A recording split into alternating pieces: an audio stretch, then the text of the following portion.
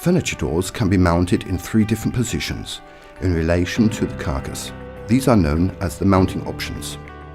Overlay doors are positioned in front of the carcass. This is the most common option in furniture making. Doors can also be mounted to partial panels inside the carcass. This mounting option is called half overlay.